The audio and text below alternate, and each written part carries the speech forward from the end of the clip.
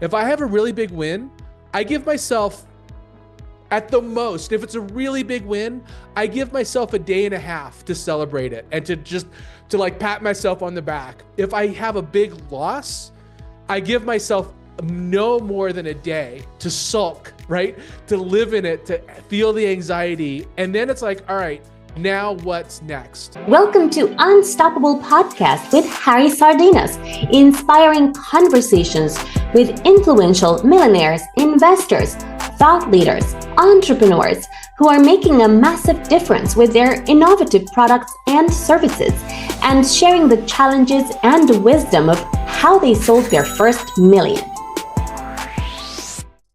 So tell me your experience. Do you feel lonely? What do you have any support, at least from your family? Somebody say, okay, you know what, Anthony, okay, I'm gonna give you 2,000, whatever idea you have. I don't care, you might be crazy, but I support you. Or how was it? No, that doesn't. So you nailed it. Being an entrepreneur is exceptionally lonely.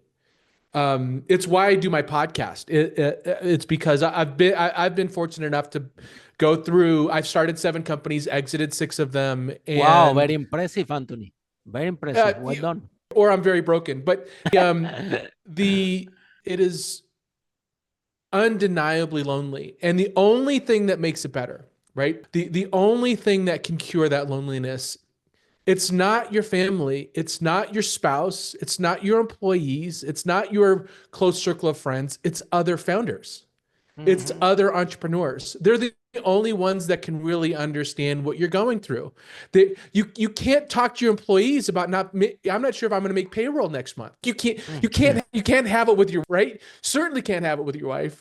Can't have it with your investors. So the only person that you can commiserate with is somebody that has gone that, or at least understands your frame of reference and where you're coming from, understands how hard leadership is and how hard being the single point of failure for your business. So family, no. And I early on in my entrepreneurial career, I didn't quit my job, and I don't recommend quitting your job as an entrepreneur.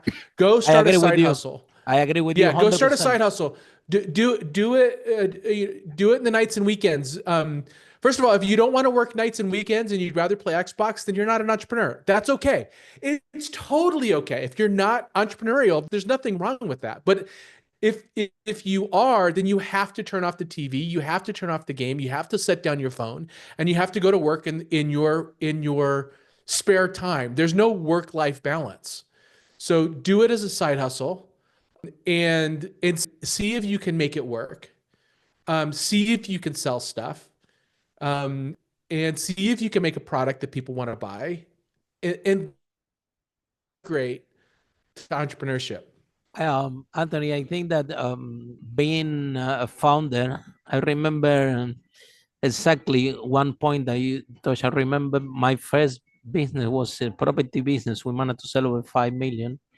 And I remember, Anthony, days that I had to go to the office smiling in front of my team and the staff, and I only have 10 pounds in a bank account. 10 pounds. I was there in London. And I have 177 tenants. So imagine that I had to provide heat, and then I had the employees. And, growing a business, expanding the business, sometimes you have these cash flow issues, and that if somebody pay you a little bit late, and few payments go late, and then you had other payment you had to make that you cannot miss. You are in this big gap. And I remember going to the office smiling exactly as you described, right? And with who I'm talking to? Couldn't talk to anybody. Nobody, exactly like you said, definitely not your wife, definitely not your employees, definitely not the clients. So, well, your wife didn't sign. Your spouse didn't sign up for this, right? Your employees didn't sign up for the turmoil of being an entrepreneur. It's almost unfair to be overly transparent. It's your burden to bear the stress, not the people that are in your care.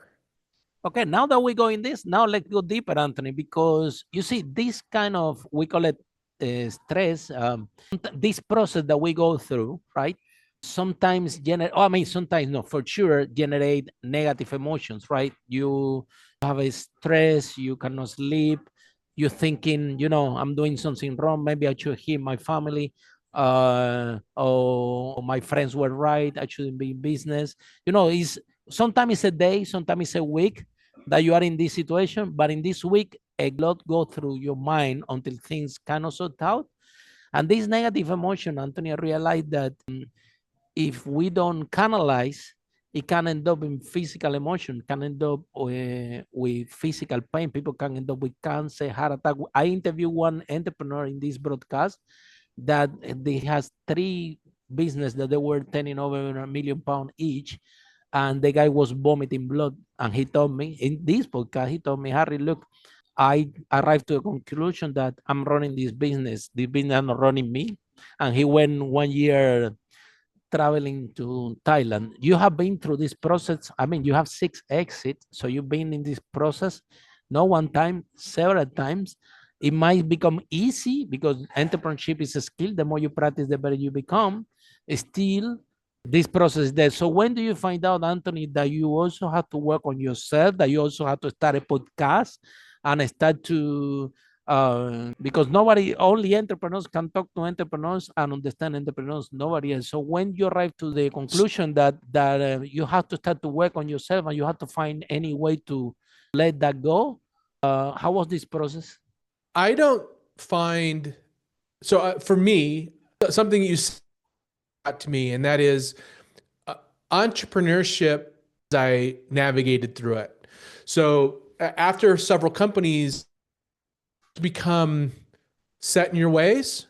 And if you're doing it right and you can lose your edge and your hunger very easily. Entrepreneurship is easy.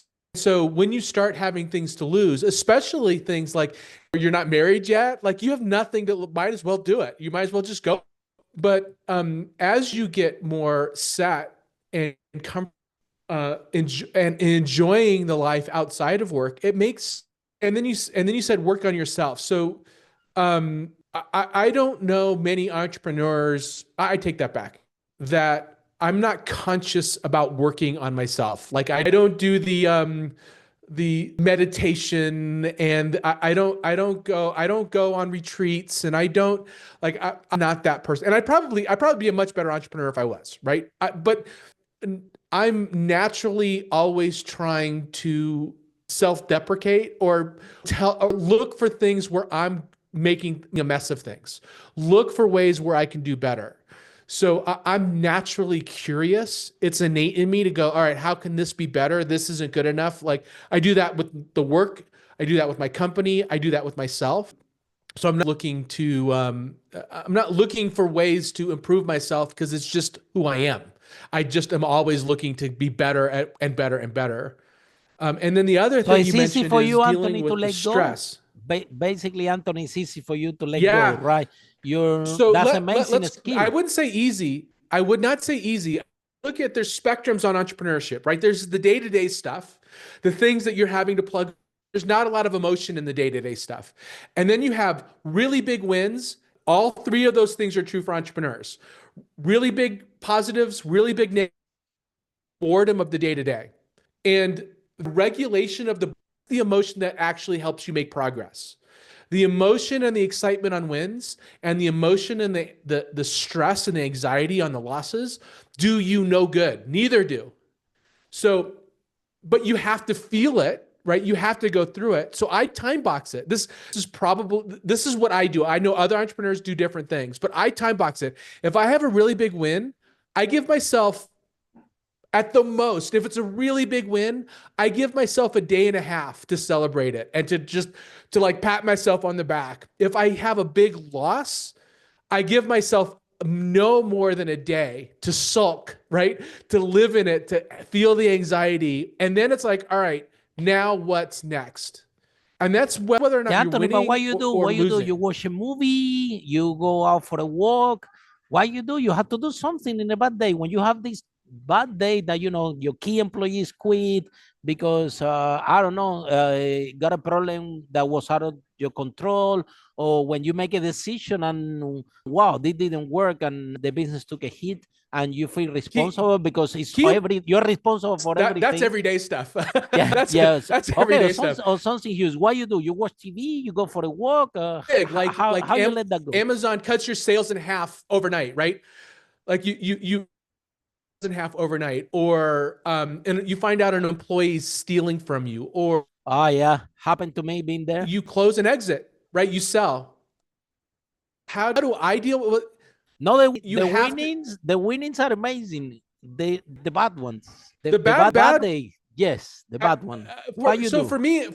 For me, it's sit down. I grab a tub of ice cream. I sit and watch Netflix for the day, right? Like completely let my mind zone out. And I watch Netflix too. It helped me. Yeah. I walk a lot. But if you do that for too long, no. For too long, you identify as that person. So you got to allow yourself pleasure is for a very short time, and then get back to it. This Anthony have been a skill as well. I think at least for me at the beginning, you see, I was because we don't have any reference. We don't have anybody that tell us, look, it's okay, tomorrow's gonna be fine, and it's okay that you make a mistake, and it's okay. This and it took me a while. Tomorrow may not took be me fine. A while dealing. Yeah, cool. Tomorrow may not be fine. I agree with you. But the problem is that there's no backup plan but you. You are the backup plan. It may suck, and the next year may suck, but no one is coming, Anthony, to save you, right? Nobody's coming to save you. You have to go do it. Follow us for more interviews with world's most influential, audacious entrepreneurs that overcame challenges and adversity, providing you with the blueprint of how they sold their first million so you can grow your business exponentially.